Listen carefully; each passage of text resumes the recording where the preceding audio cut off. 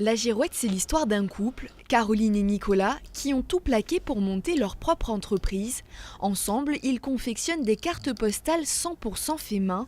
Roussillon, Nice, Marseille. Dans leur dernière collection figurent les villes emblématiques de la région PACA. Ce graphiste planche d'ailleurs sur son dernier prototype, une carte pop-up représentant Aix-en-Provence.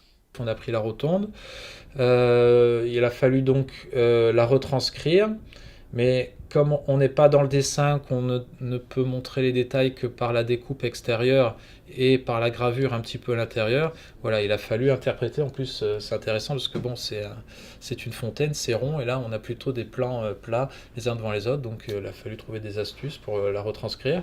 Une fois le patron modélisé, il faut découper une planche. Pour cela, Caroline utilise une méthode de pyrogravure.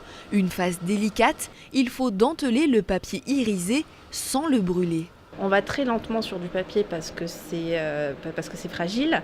On ne peut pas rapprocher deux traits de brûlure trop près parce que soit ça brûle trop, soit au pliage ça va casser. Donc on a plein de petites contraintes qu'on doit intégrer dans la création. Les pans sont ensuite minutieusement collés pour laisser apparaître le modèle 3D. Dans cet atelier, une trentaine de cartes de ce type sont produites chaque heure, 1000 fois moins que chez un industriel. Confectionnées en micro-production, des cartes postales estampillées Made in Provence. Un pari risqué pour ces artisans, mais à la clé une belle réussite. Dans un secteur économique en crise, ils ont réussi à écouler plus de 11 000 cartes en seulement 7 mois. À 6 € la pièce, la Girouette mise sur la qualité. Alors on est les seuls en Provence, je pense, à ma connaissance, à faire des cartes artisanales. Et de toute façon, sur le marché, on est très peu à faire des cartes à la main en France.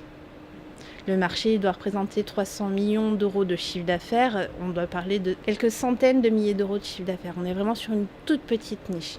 Parce que en France, fabriquer à la main, ça coûte excessivement cher. Et les cartes qui sont faites main, généralement, elles sont faites en Asie. Aujourd'hui, 65 librairies distribuent ces cartes dans la région PACA. Caroline et Nicolas envisagent désormais de se développer et pourquoi pas de conquérir le marché parisien.